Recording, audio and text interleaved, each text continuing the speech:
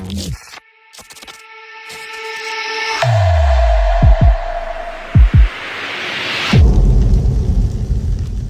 already know what it is, man. You know, we just got our first sponsorship, Underdog Energy Drink. All right. Yo, make sure you go cop it. Underdog's new Patriot Pop flavor delivers a bold, refreshing blend of cherry lime and blue raspberry flavors, embodying the spirit of freedom and determination. After the success of the original UD Energy formula, this updated formula focuses on clean, sustained energy for mental clarity, removing beta alanine and 18P for a streamlined approach to fueling peak performance. All right, crafted for athletes who push boundaries and live to defy the odds. This drink is your ultimate tool for focus, energy, and recovery without compromise. With no artificial additives and sugar-free flavors, it's as clean as it is effective. You heard? Make sure to buy yours ASAP and use promo code RealSportsTalk10 for an additional 10% off your purchase. Go check out the website. There's other stuff there as well, like some workout gear. Check out udenergy.shop. AD, Luka, there's some other pieces that was in there, but the meat of the trade pause is AD, Luka.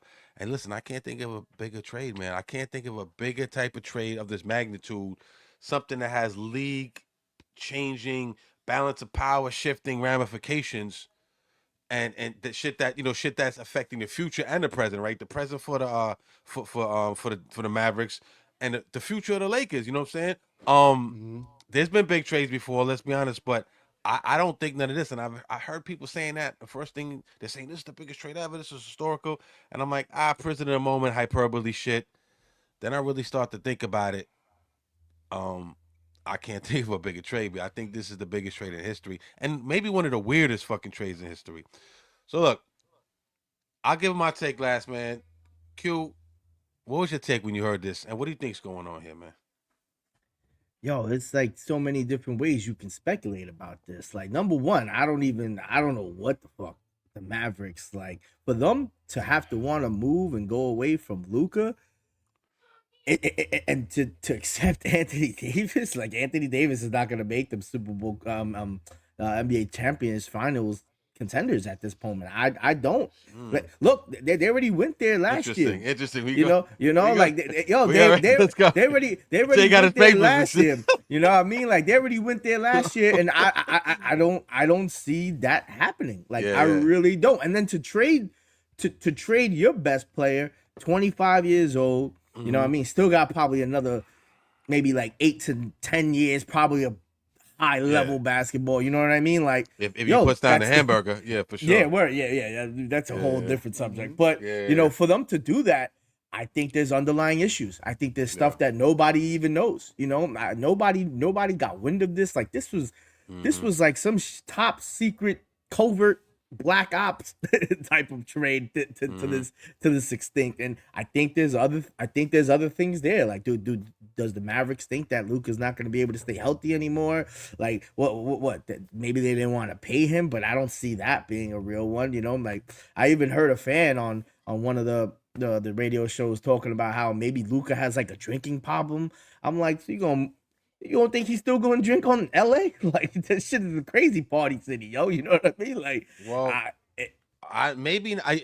we all saw Michael Finley snatch the beer out of his hand last year. You know what I'm saying? We all saw that shit was funny when you saw it, but now you look back and like, okay, so that was part of something, an underlying problem or an ongoing problem. You know what I'm saying? So it could be that, you never know. But LeBron and them going to put pressure on him to stop this shit. But go ahead.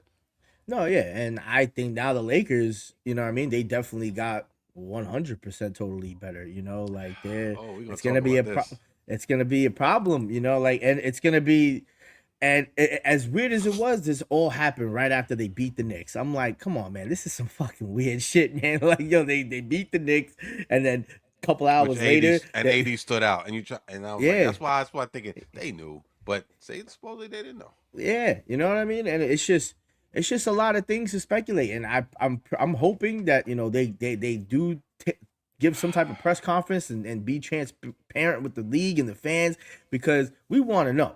You know what I mean? Like, he had a lot of years, and now like, you're moving in the same division. That now they have to defend themselves against, SGA and the Thunder, because that's the team to beat in the West. But it just doesn't make like a good business move. Like something really must have been irking you, and you really had no faith in Luka to trade him to another team within the same conference, in my opinion. When there's other teams out there that fucking, this is like the same shit like Barkley. You know what I mean? Like we're gonna use Saquon Barkley. Didn't even put out a Didn't phone call. Nobody didn't call nobody. They didn't even stop it. And then another thing I feel is that, Silver, I'm pretty sure if this was maybe a couple of years ago, they probably would have vetoed this shit, and he would David Stern with the Chris Paul shit, remember? Yeah, which was crazy because that wasn't even like to this degree of type of trade to Chris Paul. He was in his prime, but he was a point. Like, let's be honest, like Chris Paul wasn't no Luka. He did it the Chris Paul shit, but let the Pau Gasol robbery fly, which was crazy. Everyone at that time, everyone thought the Lakers was sticking up. Yeah. The Grizzlies, right? You know what I'm saying? Yeah. But and let's think about it. You think he wants to stop this trade from going through? He knew he needed it because now it's potentially probably going to make the ratings go up. We know he needs it, right. Because the NBA ratings ain't really that great too. So now he's put in a pickle. He's like, damn, I really can't even be the commissioner at this point. All right, hold on. I got to stop you there because I got to play a clip now. Because now we getting into conspiracy shit. Yeah, you know what I'm saying? Let me play this clip, and then I'll let you build on your point. Then, Jay, you go here. Ready? Davis. Well, hold on a second. Now, I'm being an IBO when I say this. If I ran the Milwaukee Bucks, okay, and the Mavericks called me up and said, we're going to stun you here, but we're going to make Luka available, but we'll trade him to you for Giannis. And I know that sounds like a fantasy, but so was this whole thing. If I'm the Bucks, I'd consider it. He's 30 years old, so he's 5 years older. I'm convinced Giannis will not age kindly. He's an athletic freak, but he's never developed an outside shot. So what's Giannis when he's 33 years old? So in theory, as an IBO, if I'm the Milwaukee Bucks, I would have been like, sure, I'll trade Giannis for Luka. Well, the Mavericks never found out because they literally didn't open up the offers to anybody else, and that's why it feels shady, especially taking a year in which all the criticism has been around the league that there isn't that much interest, the ratings are down, and then poof, all of a sudden one of the biggest stars in the sport ends up in L.A.? Like, we have to open our eyes and at least have a conversation about this. It feels rigged. It feels dirty. And remember, I'm the kind of basketball fan that doesn't think the lottery's fixed. Right. I'm not a conspiracy guy, but I'm reacting to what we all saw late Saturday night, what we're still digesting on.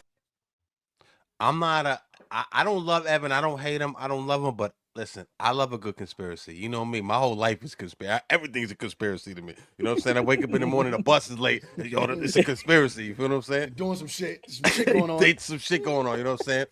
And I think that's how we make a condition now. But nah, Q, you were right on the money with that shit. You know what I'm saying? I didn't even think of that, until I heard that. I think it could be, Jay. What do you think? I'm not going to go into that. I don't think it's this. They be blessing the Lakers, though, B. They always bless these niggas. It's that part of it. Maybe if you want to look at it through that lens, I think the Lakers onlys are relevant. They're not remember the Lakers don't have another stream of income other than the Lakers. They're not a team that was built, like the Mavericks were built by a billion. Well, not built, but were purchased by a billionaire. Now they're purchased by a billionaire group. His tech was his main shit. Tech, right? So there's the Lakers are and the Lakers are a mainstay. So we have to be honest with ourselves that there is a vested interest in the league seeing the Lakers do well because when the Lakers are doing well, the league itself is not unfortunately, but fortunately for them, doing well. As far as this trade, there was a lot that I think went into, and there's a lot to unpack. There is the conversation to be had about Luka's conditioning, and the guy's north of 265 pounds. He should be coming in at 230. That's a lot of weight to be over. 35 pounds is a lot of weight. That's not 10, 15. You're almost nearing the concerns that you have for Zion, for that type of a player. Maybe not because of the style of play, but the amount of weight. Now, if you think about it through this lens, Luka's been in the league, 8 years, and he's only played over 70 games twice. Yeah. There's a lot that can be said about that because conditioning has to do with it. And when you're not conditioned, you'll have those soft tissue injuries, which he's kind of known for. But if I have to look at it, whereas what team got better, I'd say that the Dallas Mavericks actually got better. I agree. The Dallas Mavericks were in the finals last year with Luka. Yes, I get it. But what was missing when we watched those games? There was no defense being played by Luka. You know, Dallas is in a situation where they lost Lively, who was their, their energizer bunny and the defensive guy in the middle, things like that. He's out for, with the leg injury, so he'll be out for a considerable amount of time.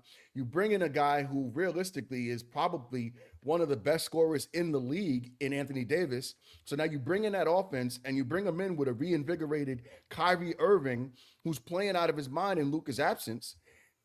And guess what? Kyrie's unselfish. He doesn't have a problem with giving up the basketball. Kyrie doesn't need the basketball. Now, if you look at it through the Lakers standpoint, both of those guys need the ball. Yes, LeBron can defer if he needs to, and he's absolutely a willing passer, but he needs the basketball. I mean, that's really his bread and butter. He can play all 5 positions, but he's best when he's got the ball in his hands. AD, yeah, you can put him on the post. He has a significant jump shot when necessary. He can rebound the basketball. He's a two-way player. You put him in that offense with Jason Kidd, and you got a run and gun type of a situation with Kyrie Irving, who knows how to find him if necessary, and can also be a threat to score the basketball at any given moment. Why does that team not get better after that? You still got Gafford. You still, Lively will be back. He's injured now, but he will be back. You got shooting with Splash Brother. Absolutely. You got Klay Thompson, and he's on the backside of his career. But guess what happens when you bring in Anthony Davis? What does it do for a shooter like Klay Thompson? Yeah. It gives him those corner threes that he so covets. So however many ways you look at it, I feel that the Dallas Mavericks got better. Now, down the road, could we look at this and say, hey, the Lakers won because maybe this is a wake-up call, and now you see Luka start to train with LeBron, and LeBron is notorious for taking care of his body. Maybe that rubs off on Luka, and he starts to recognize the seriousness of it. And the talent is there all day. Imagine if the guy's in super shape.